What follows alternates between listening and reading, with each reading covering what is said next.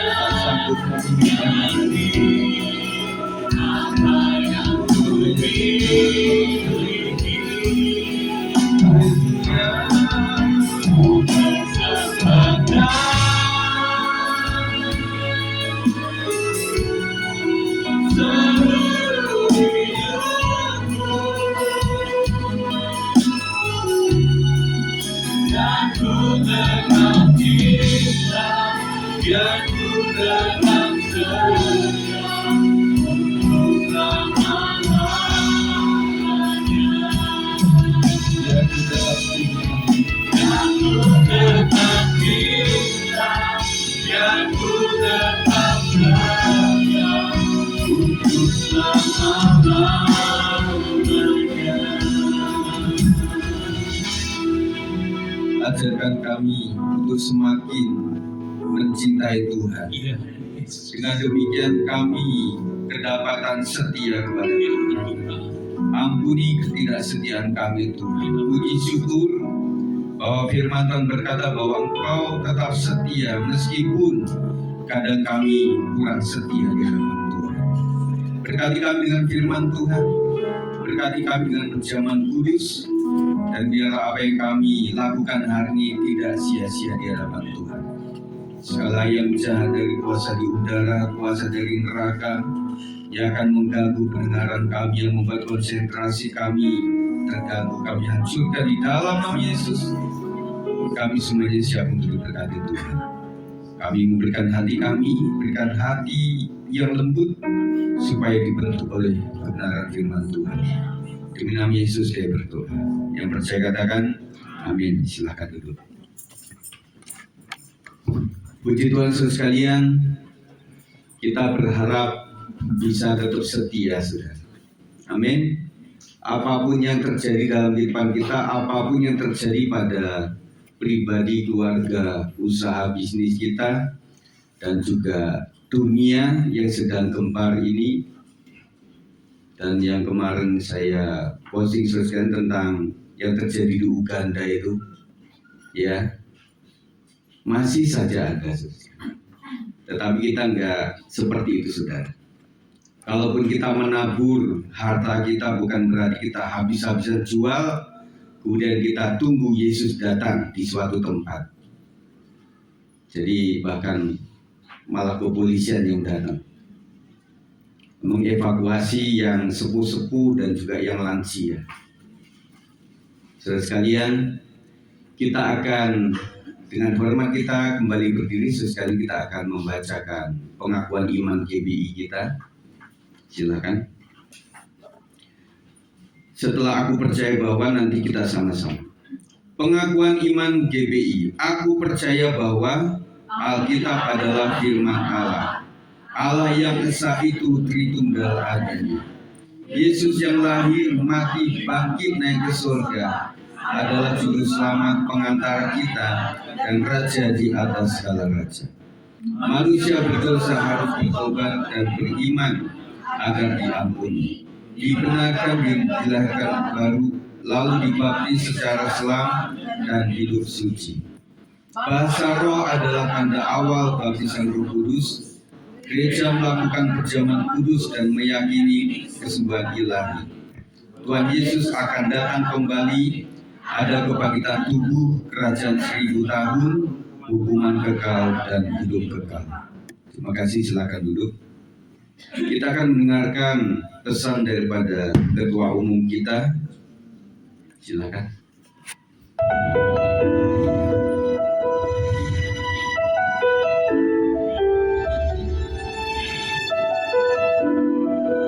Shalom Sebab saudara sekalian, Tuhan memanggil kita untuk menjadi garam dan terang dunia, bukan hanya garam dan terang gereja saja.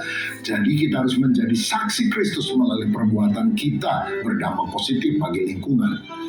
Tiap minggu gereja yang saya layani membagi sembako makanan kepada masyarakat melalui kelompok-kelompok sel dan juga ibadah-ibadah di satelit-satelit yang ada. Ada kasih yang kita nyatakan lewat perbuatan. Saya percaya banyak gereja yang juga melakukan hal tersebut. Ini adalah tindakan nyata yang kita harus kerjakan.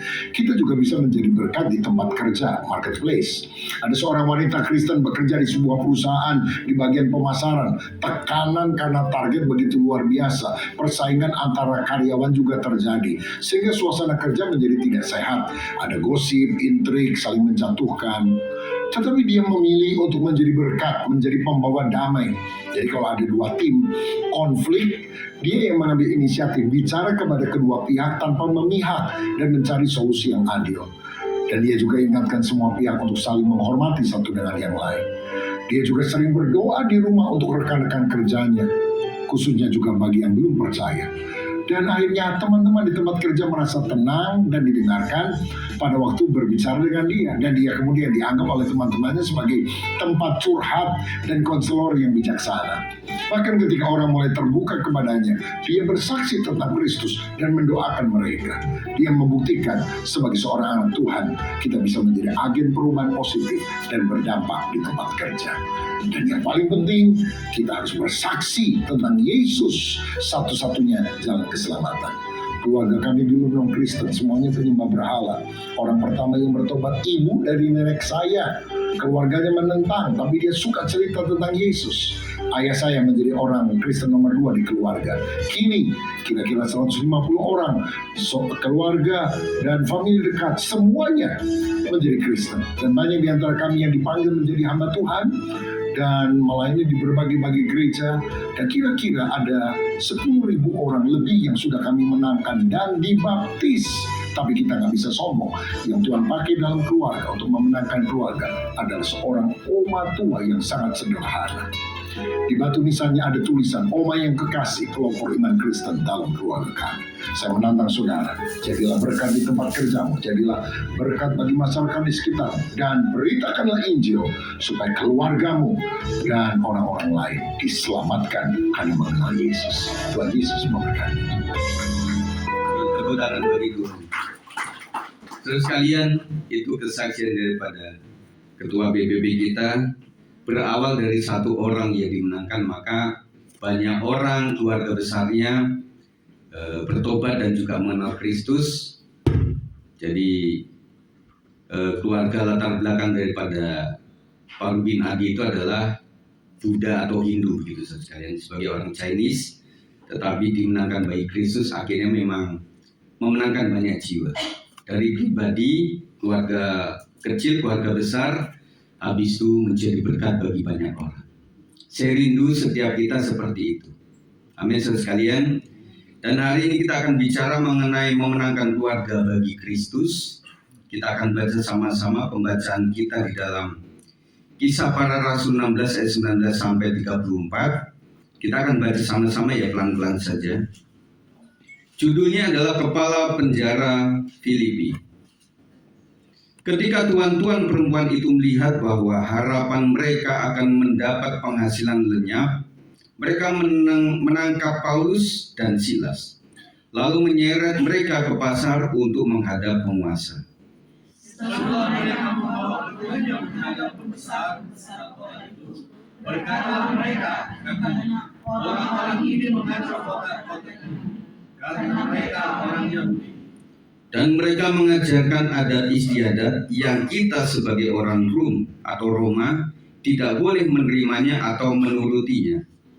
Juga orang banyak bangkit menentang mereka, lalu pembesar-pembesar kota itu menyuruh mengenakan pakaian dari tubuh mereka dan menjerah mereka. Setelah mereka berkali-kali didera, mereka dilemparkan ke dalam penjara. Kepala penjara diperintahkan untuk menjaga mereka dengan sungguh-sungguh. Sesuai dengan perintah itu, kepala penjara memasukkan mereka ke ruang penjara yang paling tengah dan membelenggu kaki mereka dalam pasukan yang kuat. Tetapi kira-kira tengah malam Paulus dan Silas berdoa dan menyanyikan puji-pujian kepada Allah, dan orang-orang hukuman lain mendengarkan mereka. Akan tetapi terjadilah gempa bumi yang hebat, sehingga sendi-sendi perkara itu goyah, dan seketika itu juga terbukalah semua pintu dan terlepaslah belenggu mereka semua. Ketika kepala penjara itu terjaga dari tidurnya dan melihat pintu-pintu penjara terbuka, ia menghunus pedangnya hendak membunuh diri, karena ia menyangka bahwa orang-orang hukuman itu telah melarikan diri. Tetapi Paulus berseru dengan suara nyaring, katanya, "Jangan celakakan dirimu, sebab kami semuanya masih ada di sini."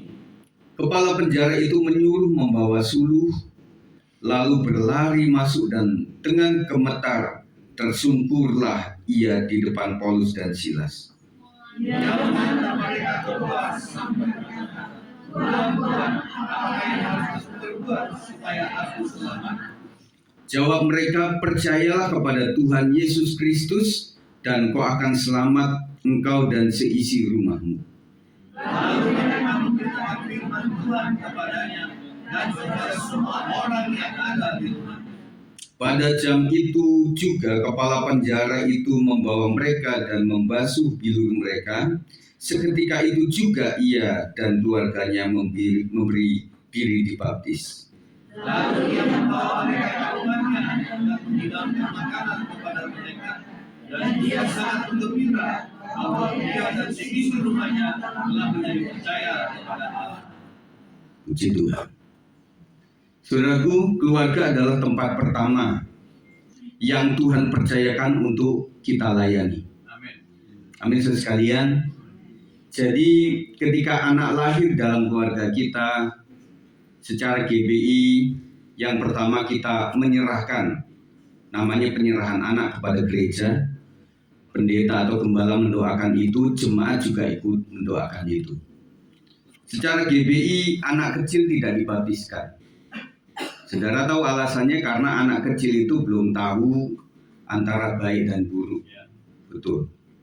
Jadi mereka belum tahu tentang itu semuanya. Jadi kita harus menyerahkannya kepada Tuhan. Nah, setelah dia tahu antara yang benar dan yang salah, mulai kita bimbing dia untuk dibaptiskan secara selam. Ada beberapa orang yang baru terima Kristus setelah usia yang sudah tua, mereka juga dibimbing untuk dibaptiskan. Jadi untuk pembaptisan umur berapapun bisa, saudara. Caranya pun ya berbagai hal yang kita lakukan. Kita teringat dengan seorang opa Chinese, waktu itu kita baptiskan dengan cara, karena harus tercelup oleh air, saya membawa gayung di puncak waktu itu. Tetapi beliau sudah tidak ada. Kemarin sudah dipanggil oleh Tuhan. Namun kenyataannya banyak keluarga yang belum mengenal Kristus, bahkan menghadapi konflik, krisis, dan kebiasaan yang menjauhkan dari Tuhan. Saya teringat jemaat kita yang awal dulu, namanya Cianyet. Cianyet itu sederhana, saudara. Nggak bisa banyak ngomong karena pendidikan juga terbatas, tetapi dia memenangkan keluarganya. Ingat ya, ada keluarga Kotukian dan sebagainya, itu adalah berkat dari Cianyet juga. Nah, saudara sekalian, untuk menjadi saksi Kristus kita nggak mesti pandai, nggak mesti punya titel yang tinggi-tinggi. Karena mengabarkan Injil itu tidak membutuhkan ilmu yang sangat tinggi. Tidak perlu ilmu PR, public relation, tidak perlu ngomong sederhana lah. Bahwa saya dulunya sakit-sakitan, tetapi karena mengenal Kristus, pendeta jemaat gereja mendoakan kami, maka saya sehat walafiat. Tidak mesti ganti nama, ya bilang begitu sekalian. Ada beberapa kepercayaan kalau anak itu sakit-sakitan katanya mesti diganti nama gitu ya. Dari apa? Nama yang bagus dijadikan namanya jadi Slamet, Parjo, gitu ya kalau orang Jawa, supaya nggak step, nggak panas-panas gitu saudara. Itu kepercayaan lama. Dan dia katakan, saya nggak perlu yang seperti itu, tetapi saya puji Tuhan sehat walafiat sampai sekarang. Oleh karena saya mengenal Kristus. Itu udah kesaksian saudara. Amin. Jadi nggak perlu pandai-pandai lah. Dan ibu-ibu sekalian, teman-teman yang sudah sepuh mungkin, waduh Pak Gembala, saya nggak bisa bersaksi Pak, saya nggak bisa ngomong. Makanya saya bilang di komisi atau di ibadah rumah tangga itu ketika mereka ngomong itu, loh kok panjang? Oh ternyata bisa cerita yo. Bersaksi itu adalah cerita tentang kehidupan. Saya ulang, bersaksi itu adalah cerita tentang sebuah kehidupan. Semua orang kan balik cerita. Yang kedua, semua orang suka cerita. Artinya bahwa setiap kita bisa bersaksi. Ya, puji Tuhan.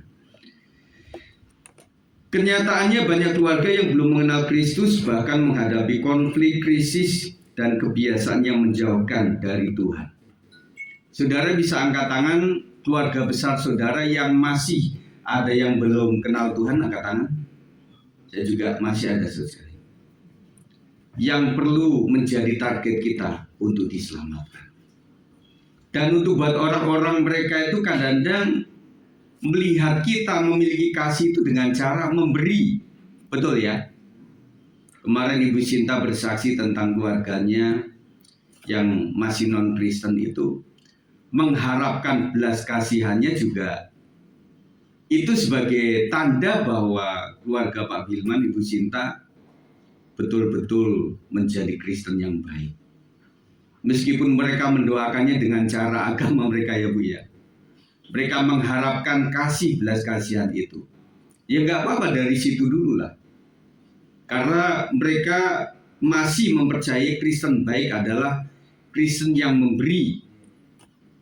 Belum sampai kepada, loh kita kasih kabar Injil sama mereka juga masih tertutup.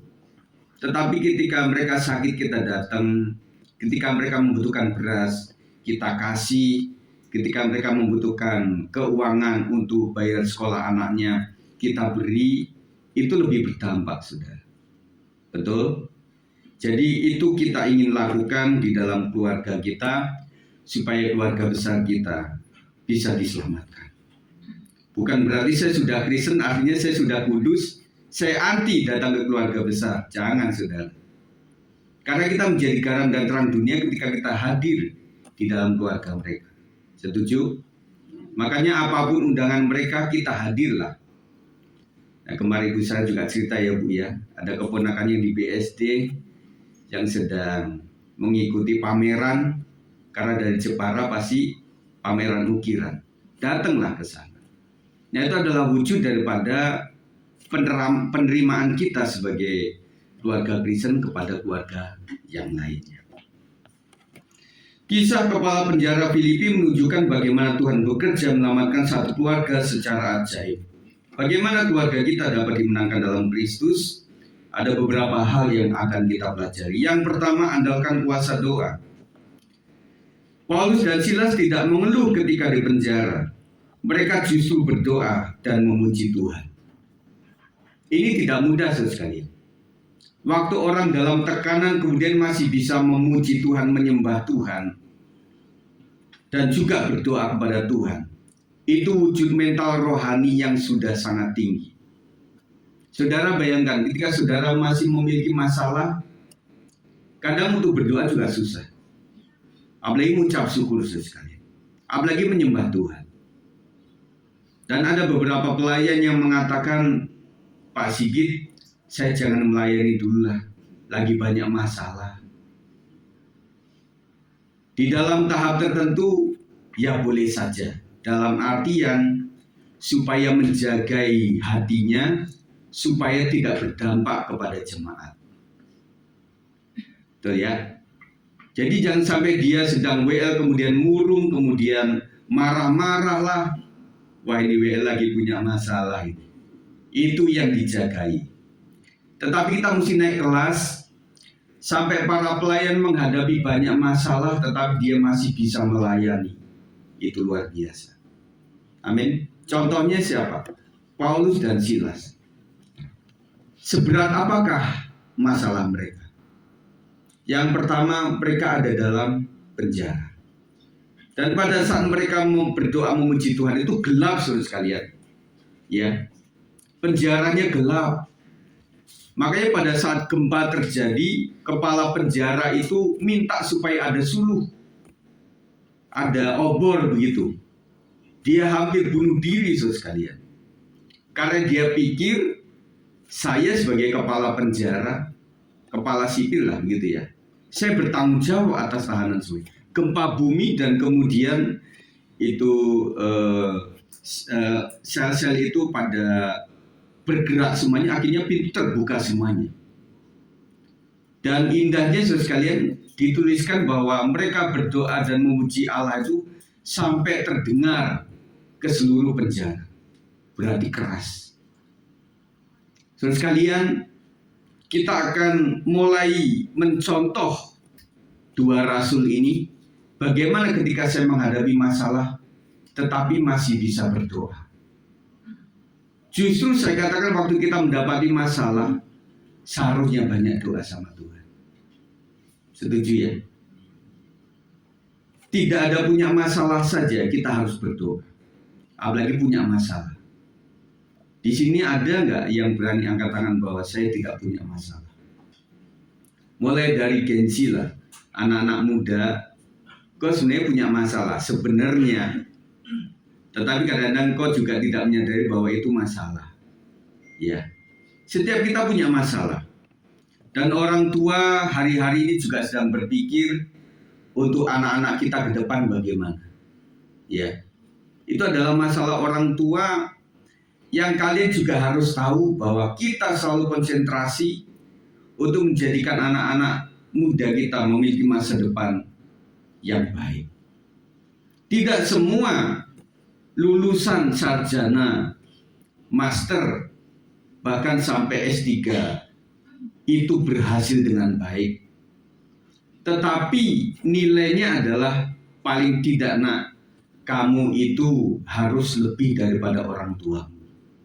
Orang tuamu hanya lulusan SR, hanya lulusan SD, hanya lulusan SMP atau SMA, tetapi kamu harus kuliah. Itulah beban orang tua. Makanya saya mendoakan terus di bidang pendidikan jemaat supaya anak-anak kita bisa naik dan lulus, kemudian mendapatkan universitas yang terbaik, dan juga mereka berhasil masa depan mereka. Doa membuka pintu kuasa Allah. Getaran bumi bukan sekedar fenomena alam, tetapi tanda campur tangan Tuhan. Cara Tuhan bekerja juga ada beberapa ditandai oleh kejadian alam. Betul ya? Kalau alam sudah berbicara, kita berbicara mengenai Tuhan sedang melakukan sesuatu. Ada orang berkata, yuk kita bertobat. Suatu saat ada, ingat ya tsunami Aceh tahun berapa itu? 2004. Akhirnya ada seorang yang menciptakan lagu itu supaya bertobat ya. Orang Aceh marah. Dikira kita banyak dosa begitu. Makanya lagunya enggak tayang lanjut sekalian. Nah, kadang-kadang melalui alam Tuhan juga bicara kepada kita. Ya, apapun yang terjadi dan masalah yang terjadi di wilayah atas, kenapa banjir? Kita ingat pada saat Indonesia dihuni oleh Belanda waktu itu, dia membangun puncak itu dengan cara yang baik. Mereka menanam kebun teh, ya, supaya itu adalah karena kebun teh itu tidak terlalu tinggi, tetapi akarnya sangat kuat. Untuk supaya air yang mengalir itu terhambat, begitu tujuannya. Tetapi dikuasai oleh Indonesia kembali, dibangun villa-villa, dibangun tempat rekreasi, begitu ya. Dan itu akhirnya terjadi banyak banjir. Kalau Bogor lewat saja sudah, Katulampa namanya. Nah, makanya sering ada pengumuman Katulampa sudah naik sekian. Ingat di daerah Jakarta Manggarai, terutama yang terkenal itu ya, supaya jaga-jaga, ya, kurang lebih 1 sampai 2 jam itu baru masuk gitu saudara sekalian. Jadi kerap kali alam itu rusak oleh karena manusia, bukan ciptaan Tuhannya, tetapi manusia mengelolanya dengan cara yang tidak bijak. Kita baca dalam pasal 16 ayat 25 sampai 26, 1, 2, 3. Tetapi kira-kira tengah malam Paulus dan Silas berdoa dan menyanyikan puji-pujian kepada Allah, dan orang-orang hukuman lain mendengarkan mereka.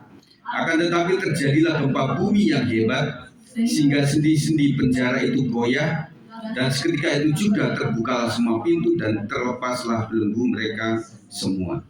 Doa bukan hanya mengubah situasi luar, tetapi juga situasi hati kita yang sedang putus asa.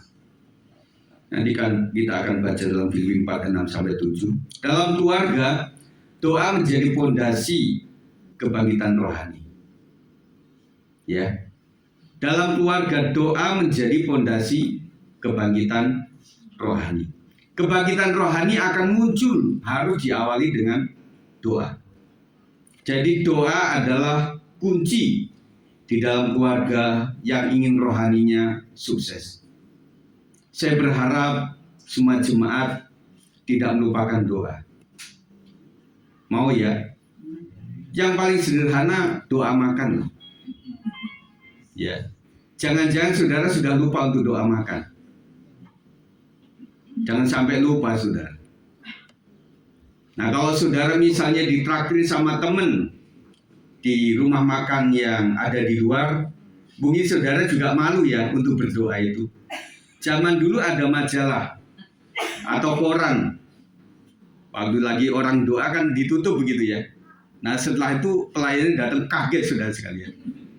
Nah sekarang nggak ada koran lagi. Dan handphone juga kecil. Kemana-mana saudara nggak bawa tablet yang begini saudara. Tetapi usahakan dengan bijak lah. Bukan berarti ada di warung tertentu kemudian saudara teriak-teriak, Tuhan Yesus, Tuhan berkati makan ini luar biasa. Orang nengok semua saudara. Kita harus bijak. Tetapi tetap doa. Lama atau tidak tergantung kebutuhan saudara. Doa cepat juga bisa. Terima kasih Tuhan untuk makan ini.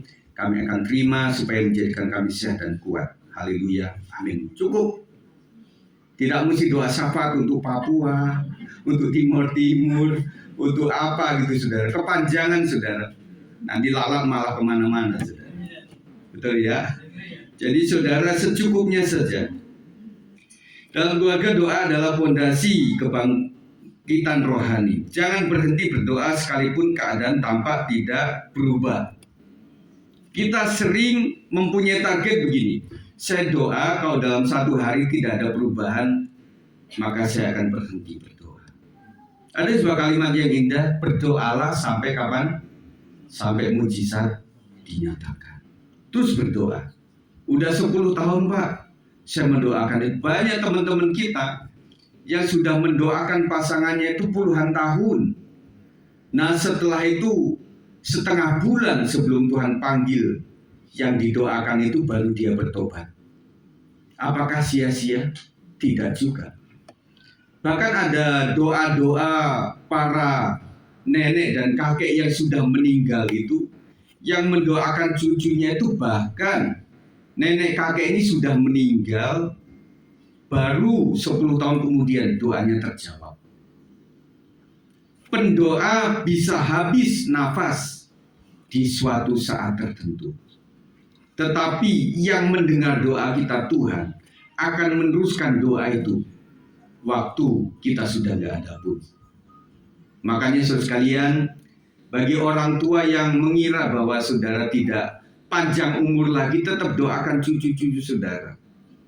Bahkan kalau ada yang mau sakratul maut masih bisa mendoakan, panggil cucu-cucunya, cicit-cicitnya, nak datang ke sini. Opa mau doakan kamu. Dalam nama Yesus diberkati engkau, masa depanmu, jodohmu, keturunan, semuanya diberkati oleh Tuhan. Haleluya, amin. Setelah itu selesai, dia dipanggil Tuhan.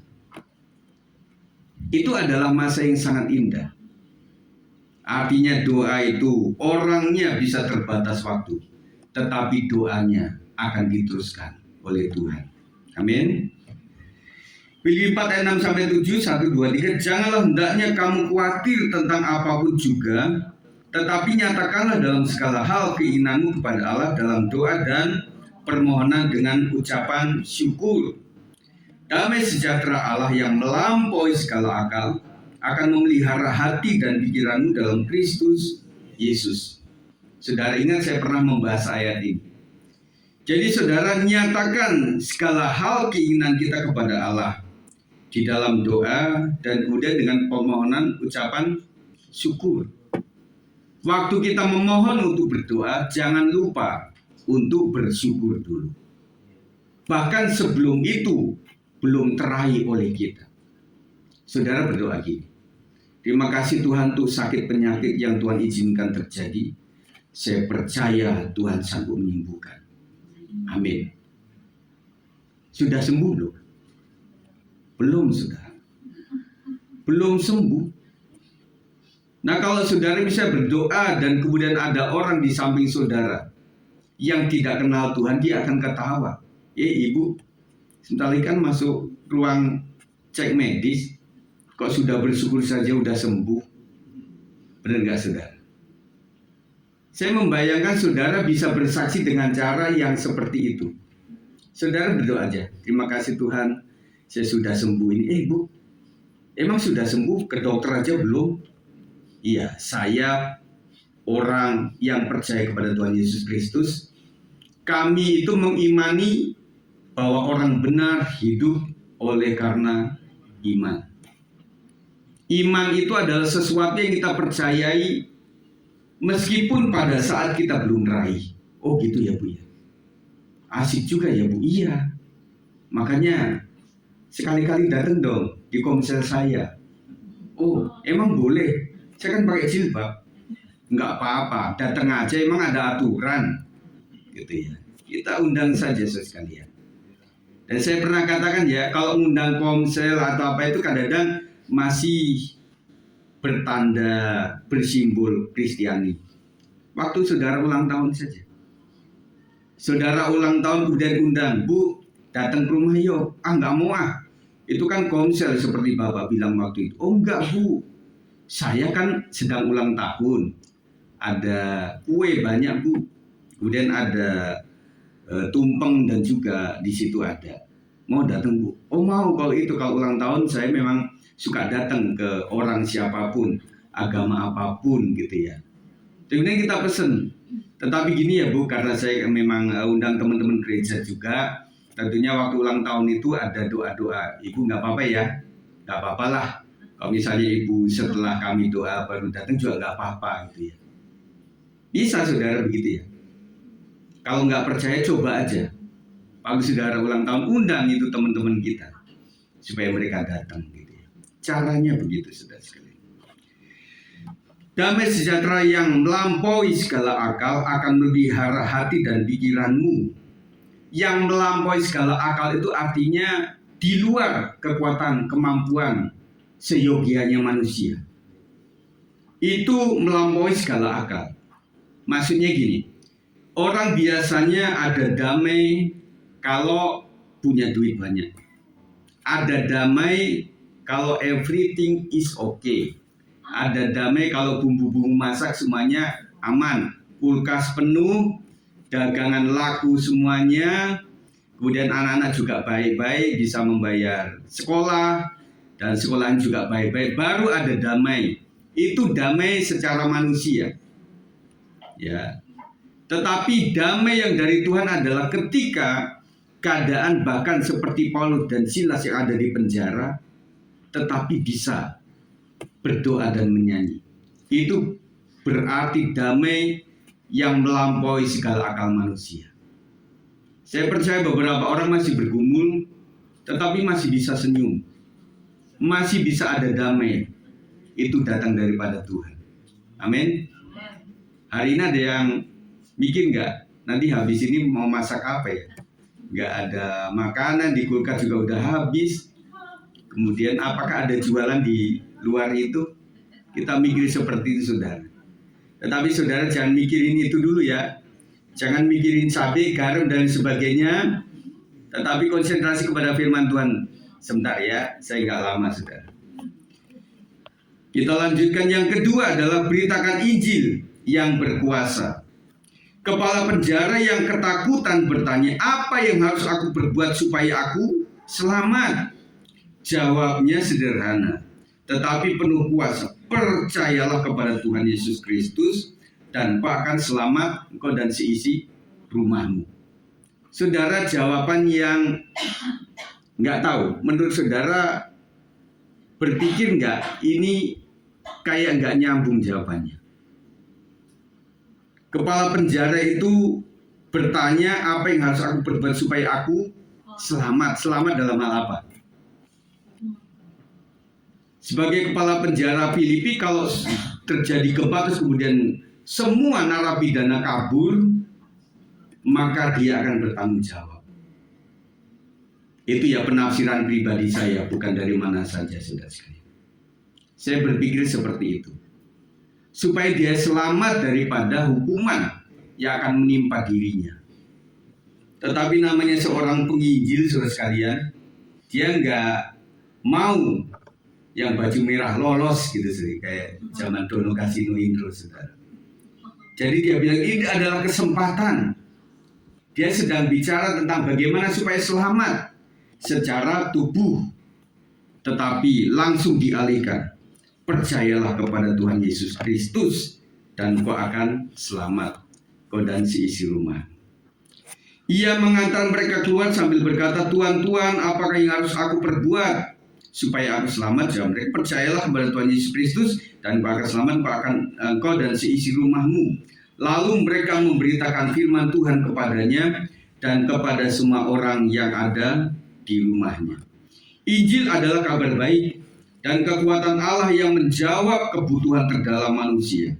Roma 1:16, 1, 2, 3, sebab aku mempunyai keyakinan yang kokoh dalam Injil, karena Injil adalah kekuatan Allah yang menyelamatkan setiap orang yang percaya, pertama-tama orang Yahudi, tetapi juga orang Yunani. Beritakan Injil kepada keluarga, bukan hanya nasihat moral.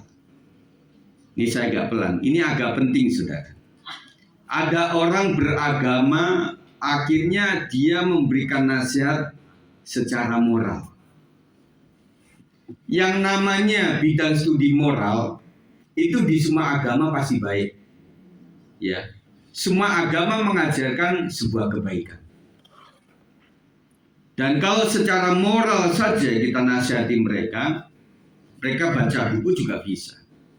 Mereka dengar nasihat nenek moyang mereka juga semuanya moral yang baik. Tetapi yang bisa mengubah hati dan pikiran hanya Injil. Setuju, saudara? Ini penting.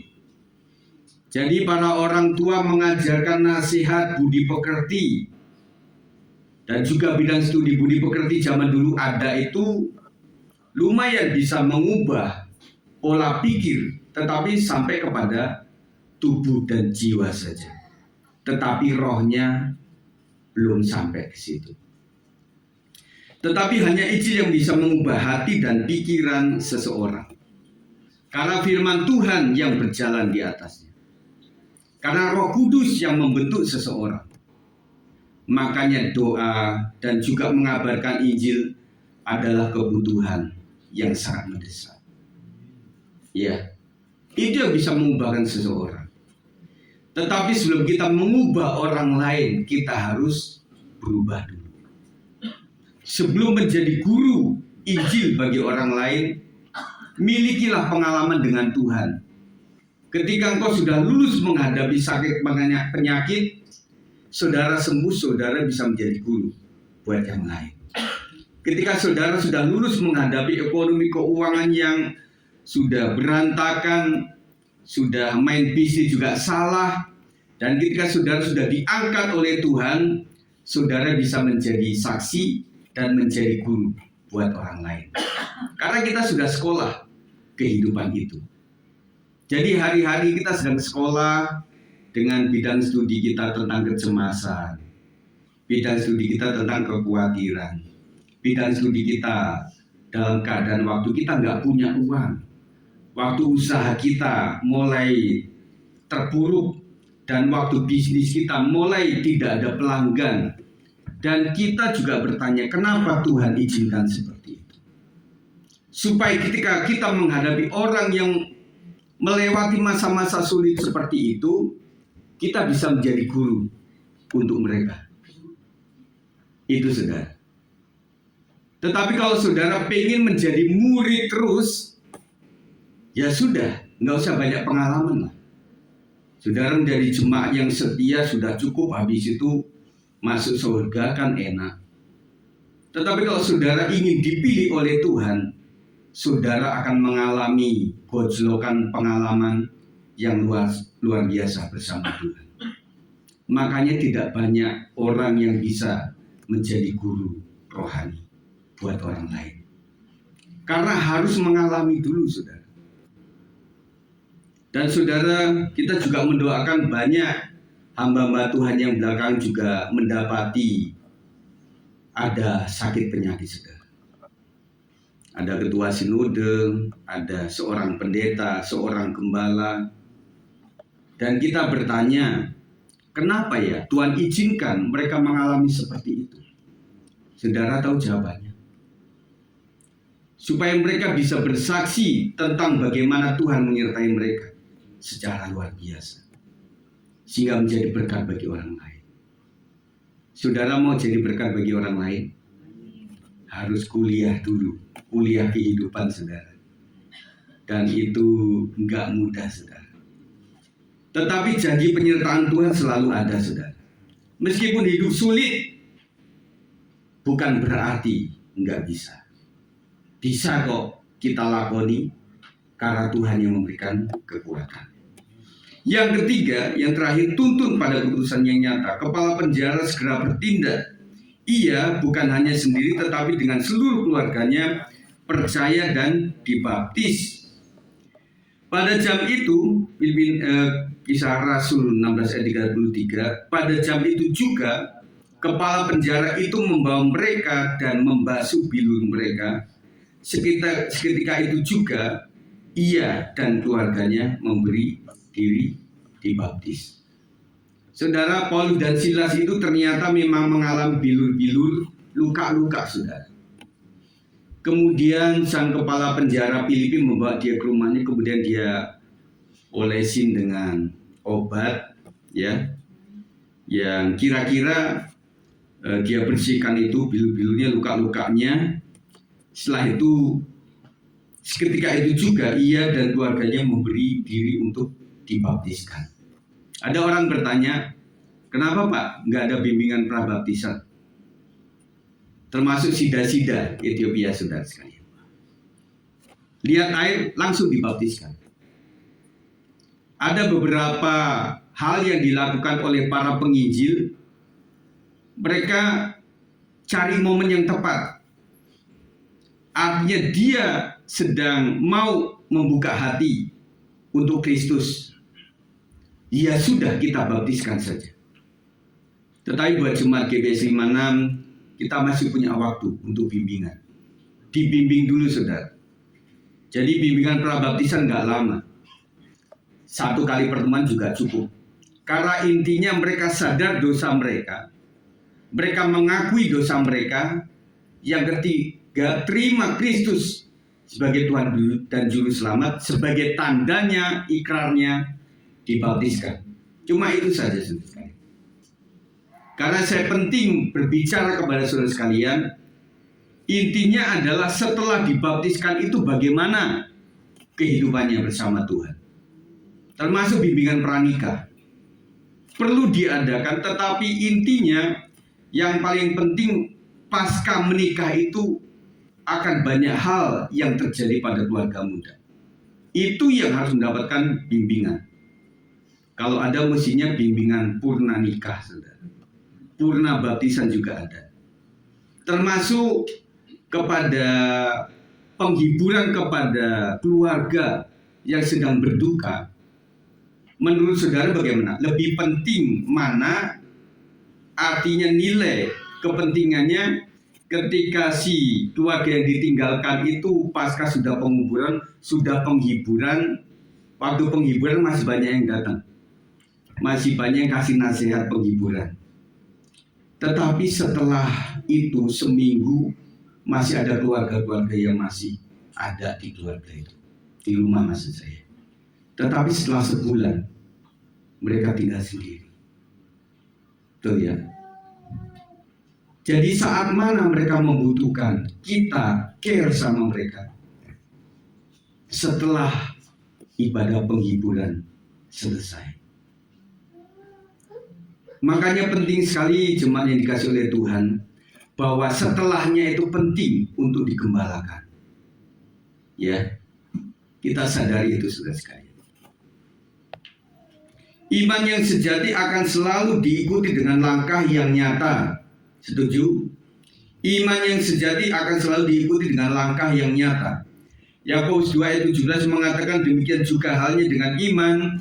Jika iman itu tidak disertai perbuatan, maka iman itu pada hakikatnya adalah mati. Keselamatan bukan sekedar pengetahuan, tetapi keputusan yang disertai perubahan hidup.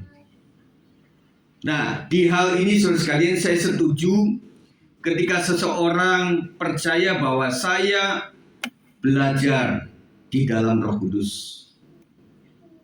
Dalam artian sekolah teologi, kuliah teologi itu adalah nomor kedua. Jadi pengetahuan itu adalah knowledge. Teologia artinya belajar tentang Tuhan. Biologi artinya bicara tentang ilmu hayat, ilmu hidup. Cuma yang logi-logi itu adalah pengetahuan. Sosiologi, antropologi, terus apa lagi? Semuanya logi-logi itu adalah pengetahuan, cuma di otak saja sudah. Makanya ada satu universitas STT yang terkenal di Jakarta ini, saudara sekalian, bukan menghasilkan orang-orang yang takut kepada Tuhan. Karena mereka mempelajari Alkitab itu betul-betul secara ilmu saja. Dan akhirnya banyak para teolog-teolog itu akhirnya murtad. Karena terlalu mempelajari Alkitab sehingga pada kesimpulan kayaknya Alkitab itu salah penafsiran. Habis itu buktinya apa? Banyak terjemahannya. Nah, yang muncul terjemahan baru yang kedua, muncul lagi. Loh, yang asli yang mana? Nah, saudara sekalian, buat kita adalah bukan mempertanyakan keabsahan Alkitab. Biarlah itu orang-orang teolog saja yang berbicara seperti itu. Biarlah kami ini yang belajar tentang teologi, kemudian kita hanya mempraktekkan secara hidup nyata, saudara sekalian. Jadi keselamatan bukan sekedar pengetahuan. Pengetahuan itu artinya ya kita orang berdosa, Alkitab begitu bilangnya. Kemudian waktu kita percaya pada Kristus, kita minta ampun kepada Tuhan, lalu kita menerima Kristus sebagai Tuhan dan Juru Selamat, maka kita akan diselamatkan. Itu pengetahuan, saudara. Ya, semua orang tahu itu.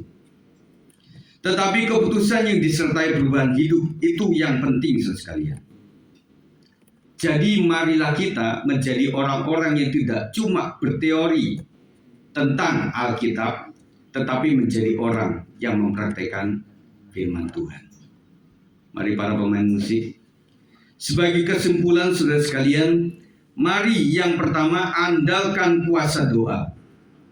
Karena hanya kuasa doa yang sanggup membuka pintu kuasa Allah untuk bekerja.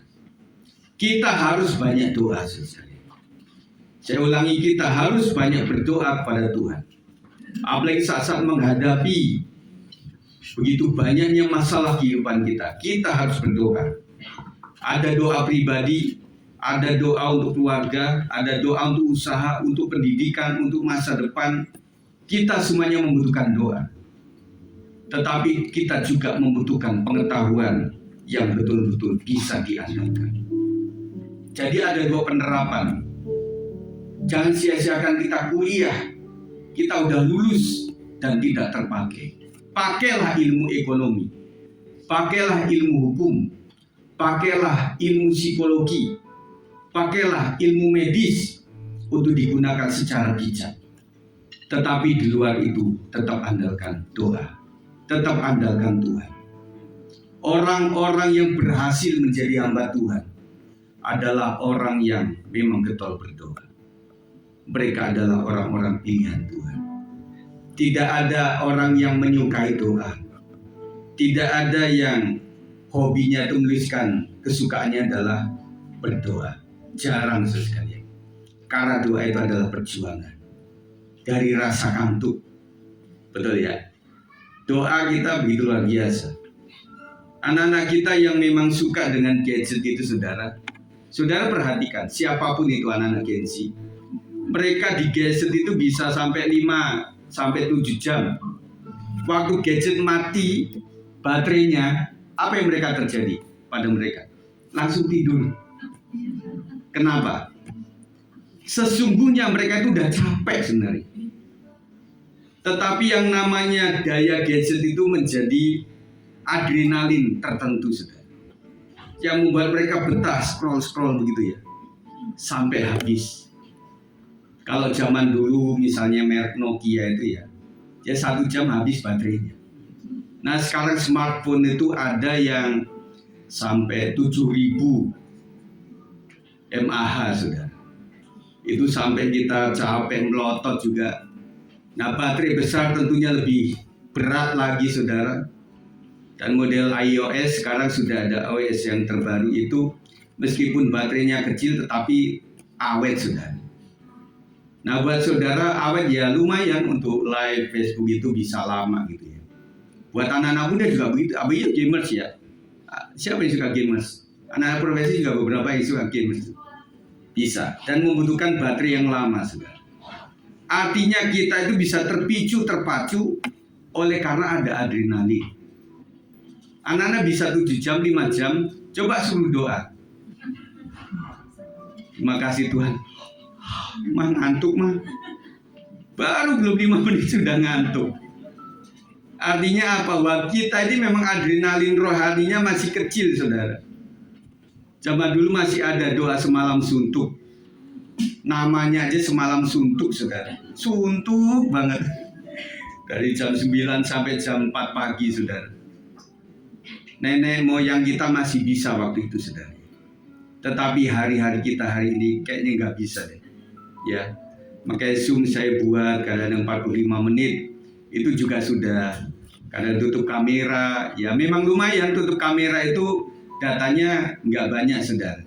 Tetapi jangan sampai karena saudara masih pakai sarung, saudara masih dalam keadaan tidak baik itu saudara sekalian. Ya.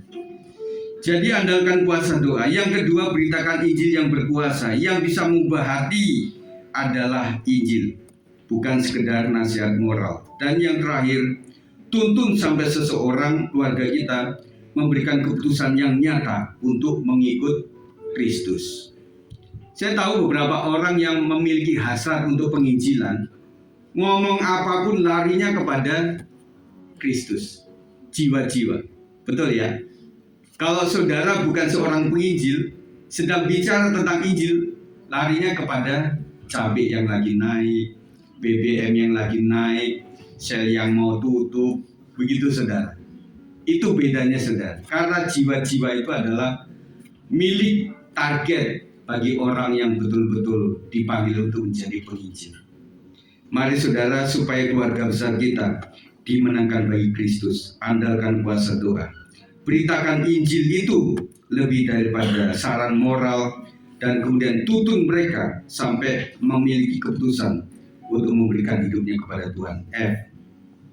Kita naikkan pujian ini saudara sekalian. Berikan pada kami hati yang mengasihi, jiwa-jiwa yang belum mengenal kasih Bapa. Kita membutuhkan kasih Bapa untuk diri saudara sekalian. Berikan pada kami yang mengasihi, jiwa-jiwa yang belum mengenal kasih Bapa. Mereka yang telah sesat, mereka yang dalam hati kami seperti itu Yesus, berikan pada kami, berikan pada kami hati yang mengasihi, jiwa-jiwa yang mengenal kasih Bapa. Mereka yang dalam mereka yang dalam mereka yang hati kami seperti hatimu Yesus. Katakan Tuhan, ini tugas kami, beri keberanian bagi kami. Taruhlah roh yang rela melayani, taruhlah roh yang rela melayani dan menyenangkan hati Tuhan, itu yang kuingini. Dan sekalian, kita tidak bisa menginjil atau mengenalkan jiwa tanpa hati Tuhan. Kita meminta hati Tuhan, pikiran Kristus, dan juga mata rohani kita supaya ada dalam hidup kita, sehingga kita ada terbeban kepada orang lain yang juga untuk diselamatkan. Kita siapkan hati kita untuk menerima ucapan kudus. Mari para pelayan PW siapkan lagu Kuasa Salib.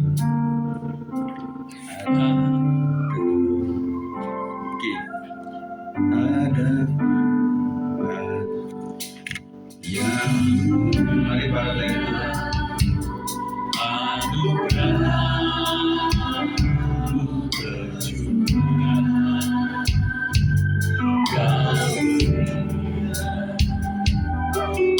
hidupmu. Terima kasih Tuhan, kami percayakan kuasa-Mu. Kami sudah dikenyangkan dengan firman Tuhan. Jadikan kami menjadi saksi-saksi kepada orang lain, dan jadikan kami sudah dimenangkan secara pribadi. Kami percaya kami diselamatkan, maka seluruh anggota keluarga kami akan diselamatkan.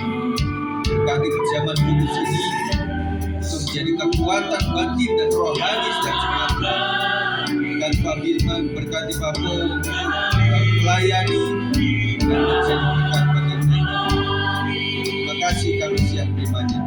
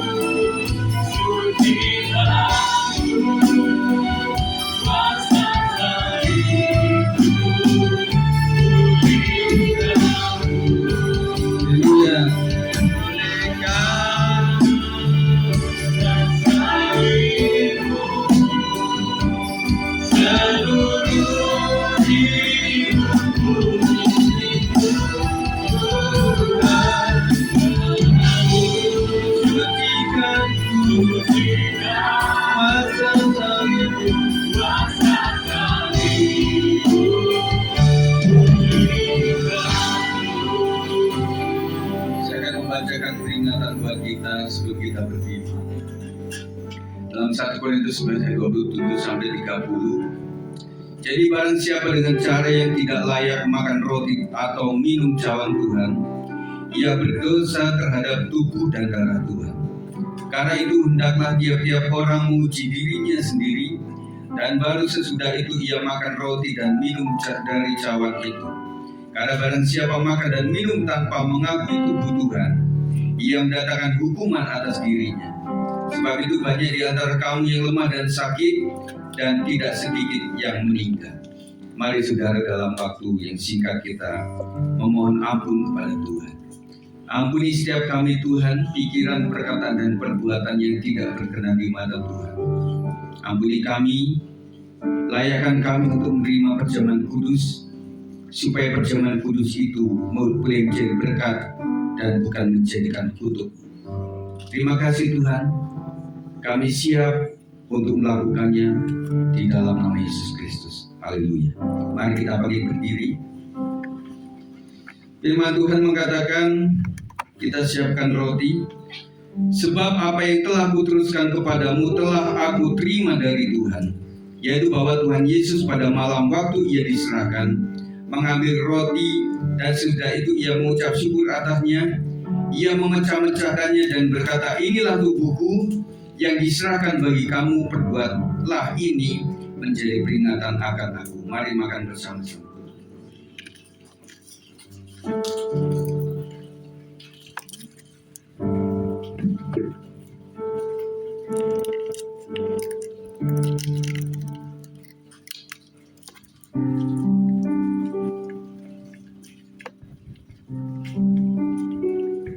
Terima kasih Tuhan Yesus. Roti gambaran tubuhmu yang sudah masuk dalam tubuh kami Tuhan. Buat kami mengerti segala kehendak Tuhan. Terima kasih Tuhan Yesus. Mari siapkan anggur di tangan kanan kita. Demikian juga ia mengambil cawan, sudah makan lalu berkata, cawan ini adalah perjanjian baru yang dimeteraikan oleh darahku. Perbuatlah ini setiap kali kamu meminumnya menjadi peringatan akan aku. Sebab setiap kali kamu makan roti ini dan minum cawan ini, kamu memberitakan kematian Tuhan sampai ia datang. Mari minum sama-sama. Kita sembah Tuhan. Haleluya. Terima kasih Tuhan, Engkau sangat baik.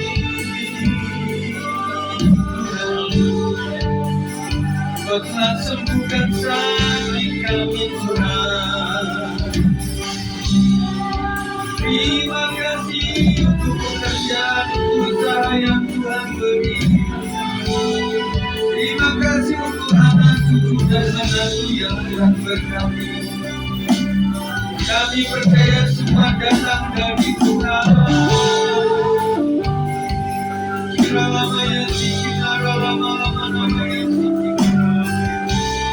Biarlah pengharapan Tuhan turun ke atasmu, kau menjadi orang yang lebih setia kepada Tuhan.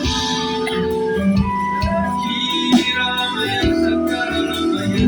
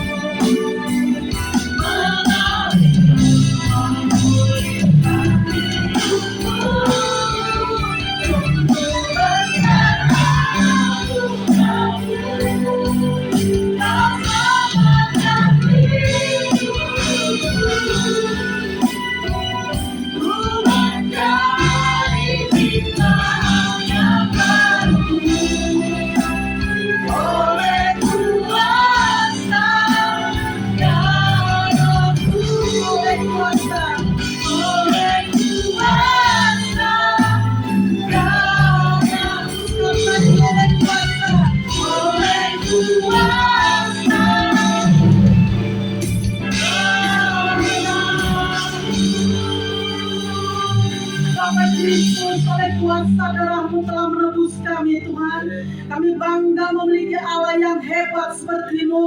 Engkau terus berjalan bersama dengan kami Bapa. Kami rasakan lawatan kuasa Roh Kudus bekerja atas sidang-Mu. Firman yang sudah ditaburkan pada siang hari ini, firman itu akan tertabur Tuhan di tanah yang subur untuk boleh tumbuh dan berbuah-buah, supaya hidup kami Tuhan menjadi berkat dan nama Tuhan ditinggikan. Hamba-Mu Bapak Gembala Sidang yang sudah menaburkan firman-Mu pada siang hari ini ya Tuhan, lebih lagi Kau memberkati hamba-Mu, pengurapan khusus turun atas hamba-Mu, supaya disampaikannya di firman-Mu kami diubahkan, disampaikannya firman-Mu kami diberkati, disampaikannya firman-Mu kami Tuhan berbuah lebat. Itu yang Kau kehendaki. Jadikan kami menjadi berguna bagi kerajaan Tuhan.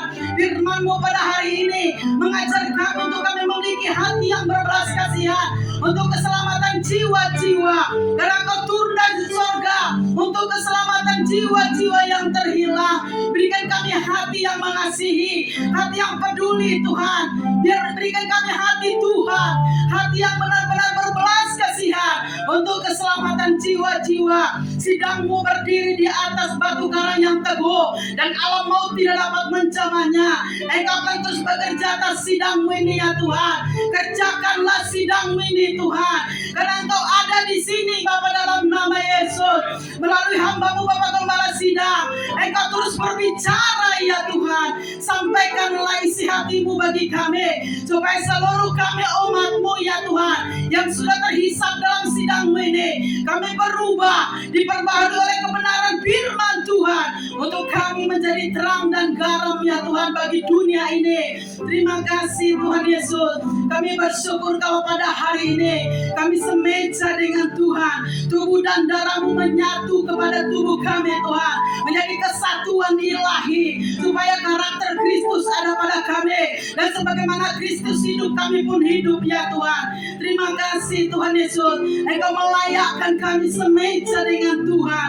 Terpujilah Engkau ya Tuhan. Nah, pada saat ini pun hamba-hamba-Mu yang sudah mengambil bagian dalam pelayanan, tidak kami kekurangan upah ya Tuhan, namun Engkau akan memberkati seluruhnya hamba-hamba-Mu yang menaikkan puji-pujian, yang melayani Tuhan, penerima tamu dan semuanya Tuhan. Tuhan Engkau perhitungkan semuanya. Tuhan tolong semuanya, sidang ini akan terus bergerak maju di dalam penginjilan dalam jiwa-jiwa yang terhilang. Tolong dari setiap konsel ya Tuhan, memiliki hati hamba, hati yang mengasihi Tuhan dan mengasihi jiwa-jiwa ya Tuhan. Disampaikan firman-Mu pada hari ini, mengingatkan kembali kepada kami, supaya hati kami terbantu jiwa-jiwa Tuhan.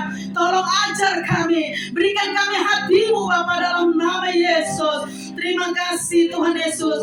Berkelana Engkau Roh Kudus dalam setiap sidang-Mu ini. Apapun kegiatan dalam sidang-Mu ini, segalanya ada dalam kendali-Mu ya Tuhan. Terima kasih Tuhan, kami serahkan seluruh keluarga gembala ke dalam tangan-Mu. Engkau yang memilih mereka menjadi hamba bagi-Mu. Engkau memilih mereka menjadi gembala atas sidang-Mu. Engkau yang memilih mereka menjadi pengajar bagi kami seluruh umat-Mu. Untuk itu Bapa, dalam nama Yesus Kristus, perlengkapan kuasa sorga turun atas hamba-Mu, untuk boleh dipakai mengajar kami, mendidik kami, mengubahkan, menegur kami, untuk seperti yang Tuhan mau dalam setiap kehidupan kami. Tutup bungkus keluarga hamba-Mu dengan darah Yesus.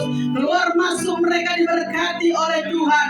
Firman-Mu berkata, anak cucu orang benar tidak pernah ditinggalkan Tuhan, dan tidak pernah meminta-minta roti. Jadi atas keluarga hamba-Mu Gembala Sidang ya Tuhan, dalam nama seluruh pelayan-Mu yang ada dalam sidang-Mu ini diberkati oleh Tuhan, yang memberikan hatinya untuk melayani Tuhan dan melayani umat-Mu ya Tuhan, diberkati oleh-Mu.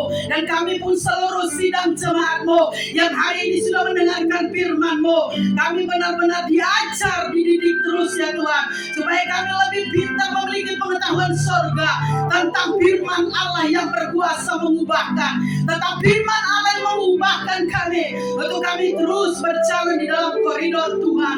Terima kasih Tuhan Yesus. Terpujilah namamu. Hari lepas hari musik Tuhan semakin diberkati oleh Tuhan. Pada saat puji-pujian dinaikkan kuasa surga turun atas kami. Hadirat-Mu ya Tuhan yang melawat seluruh umat-Mu. Terpujilah namamu dimulai Tuhan Yesus. Dari mulai doa persembahan segala sesuatunya diberkati oleh Tuhan. Dan tidak ada yang miskin di antara kami seluruh umat-Mu. Semua diberkati karena kami memiliki hati Tuhan, hati yang memiliki roh bermurah hati untuk terus bekerja di dalam sidang-Mu bersama Roh Kudus-Mu Bapa. Terima kasih Tuhan. Segala kemuliaan, hormat, kuasa hanya bagi namamu. Terpuji-pujilah Engkau ya Tuhan. Di dalam nama Yesus Kristus Tuhan kami yang hidup, kami telah berdoa dan bersyukur kepadamu. Haleluya. Amin. Silakan duduk. Puji Tuhan saudara sekalian, kita sebenarnya akan mendoakan bagi yang berulang tahun. Saya ingatkan saudara sekalian ada satu kalimat yang bagus untuk kita sekalian sesuai tema kita. Selamatkan jiwa berapapun harganya. Kasih tahu sama yang lain. Pada kanan kirinya 1, 2, 3, selamatkan jiwa berapapun harganya. Sekali lagi, selamatkan jiwa berapapun harganya. Tepuk tangan bagi Tuhan. Ada satu pendeta yang nyentrik sekalian, pendeta Agus Sutikno. Ya, luar biasa dia beranting, bertato semuanya, pakai pakaian kayak ala cowboy sekalian. Memang beliau ini berangkat dari latar belakang yang memang dikucilkan oleh masyarakat, dan dia melihat bahwa anak-anak gimbal, anak-anak kepang, anak-anak yang ada di jalan itu kenapa nggak dapat sentuhan dari gereja. Gereja itu lebih welcome kepada yang rapi-rapi, yang wangi-wangi. Dan kalau mereka, dia cerita Pak Agus ini waktu dia masuk itu banyak orang curiga. Awas hati-hati dompet, awas hati-hati begitu ya. Nah dia merasa siapa yang terbeban dengan anak-anak yang mau digugurkan, kemudian anak-anak yang tidak punya orang tua, akhirnya dia terjun. Dia seorang pendeta GPDI, dan saya bilang GPDI itu sangat concern dengan yang namanya baju hitam putih dan harus api dan bagus. Nah suatu saat dia punya istri agak menolak dengan apa yang dilakukan oleh suaminya ini. Karena ala GPDI nggak begini nih, pendeta nggak begini modelnya. Akhirnya Pak Agus bawa istrinya ke jalanan, dia bilang, istriku inilah pelayananku. Dan akhirnya dia bilang ini pelayan yang sungguh-sungguh. Dan akhirnya suami istri sampai anak-anaknya pun juga ikut di dalam konteks ini. Dia punya yayasan juga. Dan kemudian agak unik sekalian, karena dia juga punya anak-anak didik untuk disekolahkan. Momen tertentu semua anak-anak didiknya itu yang menjadi anak yang dia biayain gitu, sekolahnya kebayar semuanya di hari itu. Anaknya dia malah enggak. Ini agak unik. Jadi pihak sekolah juga kok bisa begini Pak? Ya itulah. Emang anak-anak Bapak enggak protes? Enggak Pak. Dia tahu hati saya bagaimana. Akhirnya seorang host nanyain, ya. Hostnya ini Elia Miron saudara sekalian. Ya.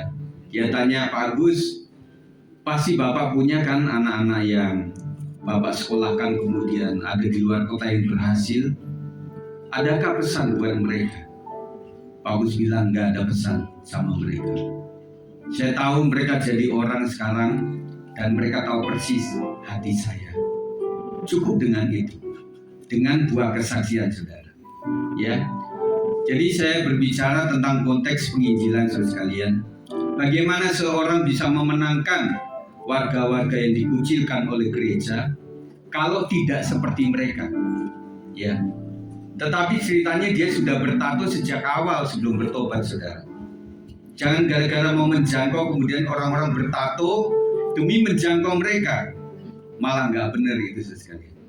Ya, dan saya pikir banyak juga para penginjil yang memang dipakai oleh Tuhan tidak mesti bertato, tidak mesti rambut gimbal, karena penjangkauan kita beda-beda sekali.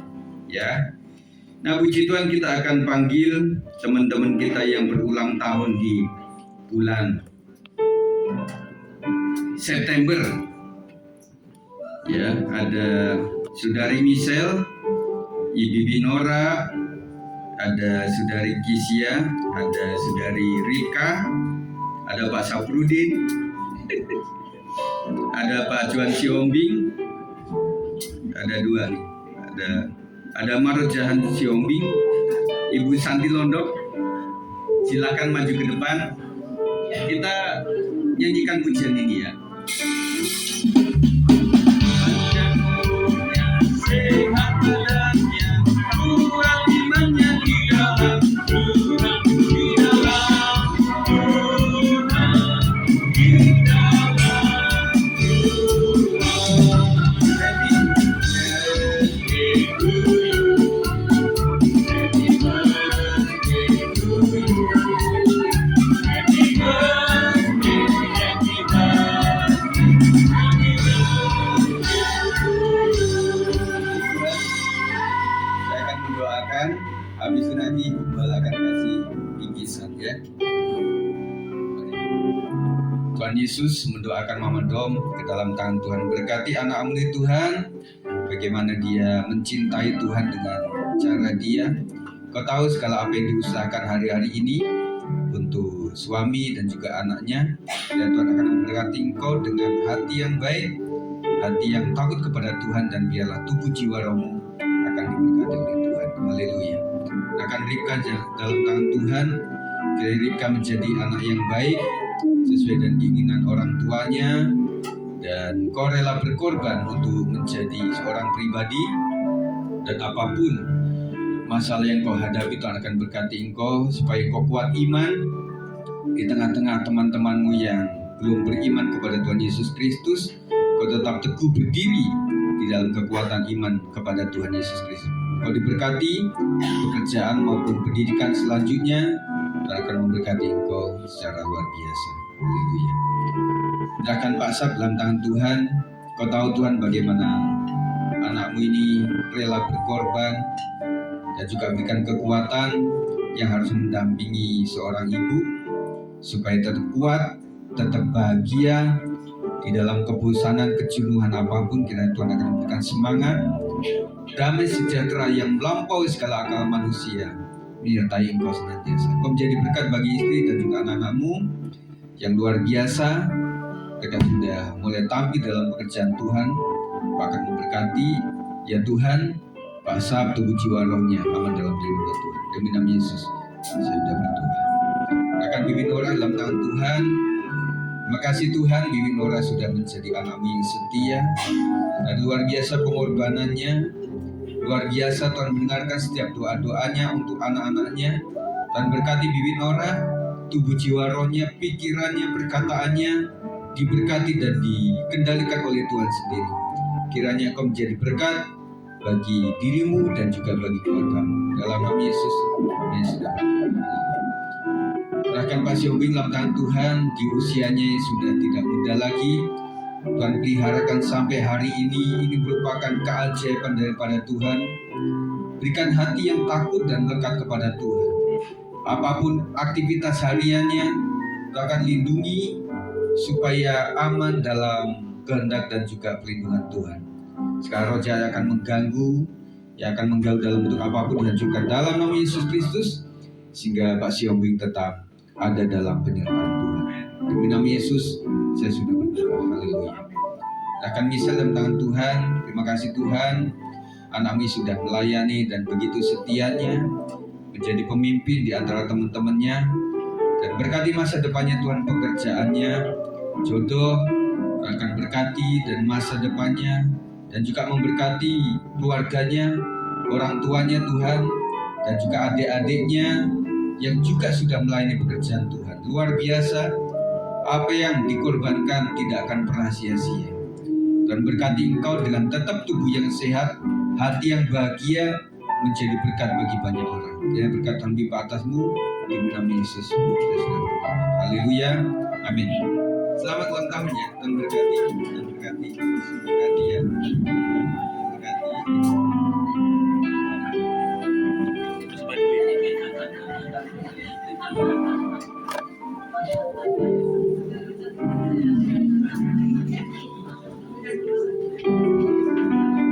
Mari Bapak Ibu Saudara kita berdoa untuk persembahan. Terima kasih Allah kami yang baik. Sebentar kami akan menabur untuk bekerja Tuhan di tempat ini. Ajar kami untuk memberi, sebab kami percaya Tuhan lebih dulu memberi kepada kami, sehingga kami gak khawatir akan masa depan kami gak ragu, gak takut untuk memberi, berbagi untuk bekerja Tuhan di tempat ini. Kami siap memberi dengan sukacita demi nama Yesus. Amin.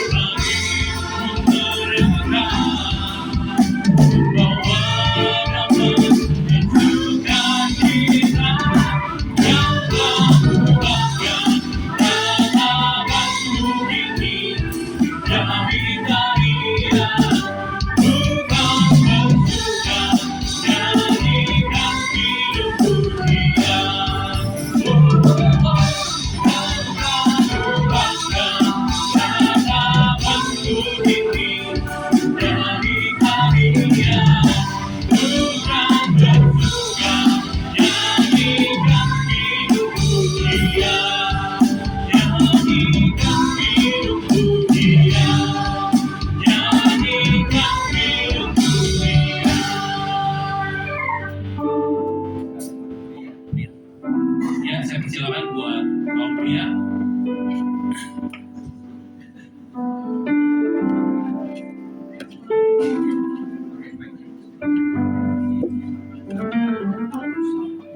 Sudah pakai mic.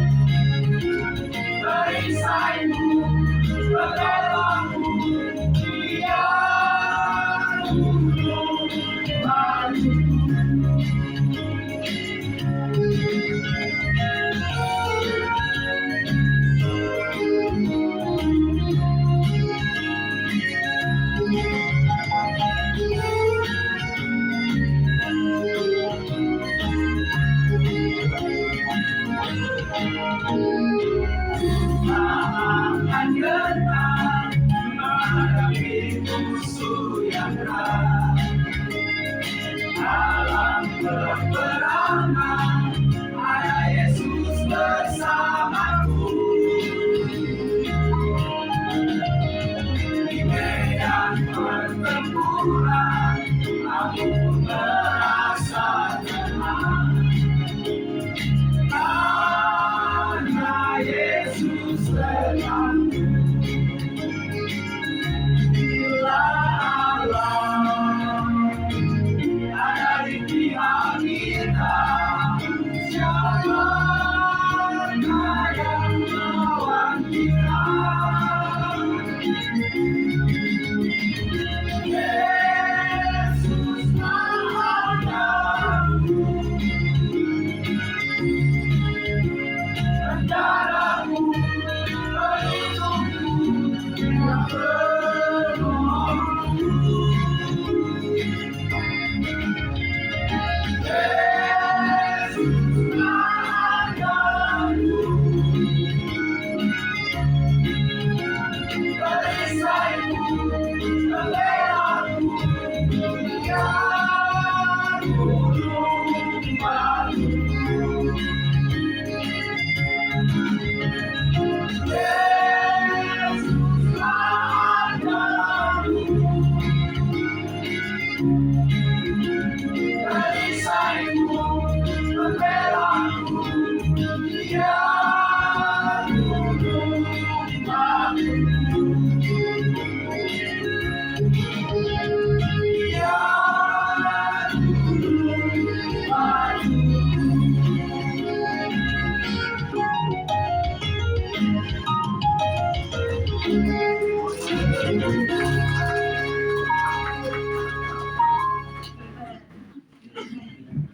Mari sekolah minggu.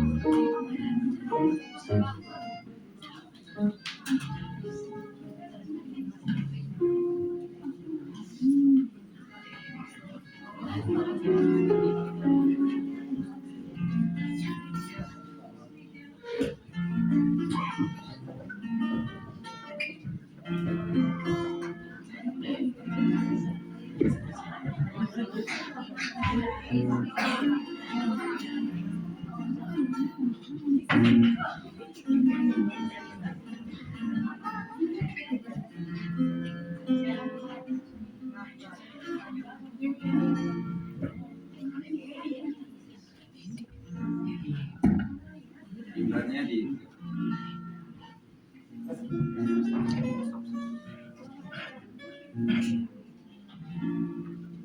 Kalau Bapak Ibu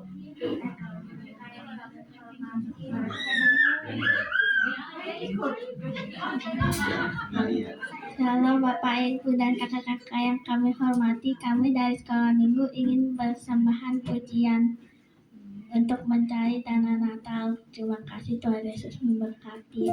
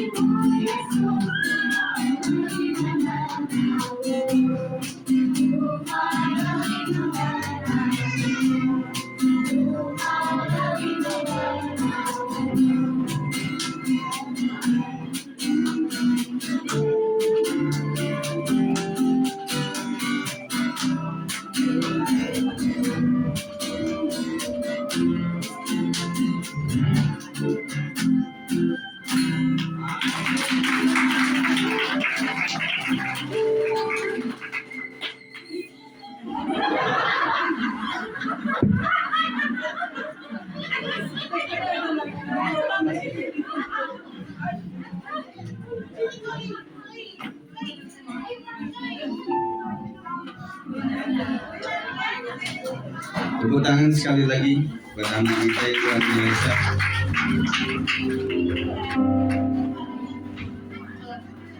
Puji Tuhan saudara sekalian. Kita masuk kepada pengumuman. Jadi untuk sepekan kita akan mengadakan Zoom di hari Rabu malam ya. Saya berharap Bapak Ibu sekalian menyediakan waktu dan juga kuotanya ya untuk bisa ikut sama-sama. Kemudian setelah ini nanti ada rapat Natal, berapapun yang hadir nanti diharapkan untuk memutuskan yang terbaik karena sudah Oktober ini, ya jadi supaya dilaksanakan dengan baik, menghitung waktu. Dan kemudian sekalian untuk pengecatan samping ini memang kita buru-buru ya, tetapi memang di atas masih diadakan untuk perbaikan 8 kamar untuk kamar mandinya terutama karena masih ada rembes-rembes ini sampai sini. Kalau ini buka ini kotor semua ini. Di ini pada hitam-hitam itu ya. Supaya atas udah oke, nah baru kita cat. Kita udah beli cat mahal-mahal, kalau sana masih bocor tetap ya. Nanti rembes juga. Jadi itu doakan supaya tukang juga bisa. Karena mereka detail cuma 2 orang. Dan saya pikir memang harus begitu sekalian. Daripada banyak orang untuk simpan material juga kurang tempat ya. Jadi udah nyicil aja. Kurang lebih bisa 2 bulan. Ya karena memang ngenatnya nunggu kering dulu. Ya ada beberapa orang yang pasang langsung nat gitu ya. Nah mereka nggak begitu. Jadi kita doakan saja. Dan silakan untuk komisi-komisi sekolah minggu, WBI dan juga umum yang kita akan bicara nanti segera dilakukan secara cepat.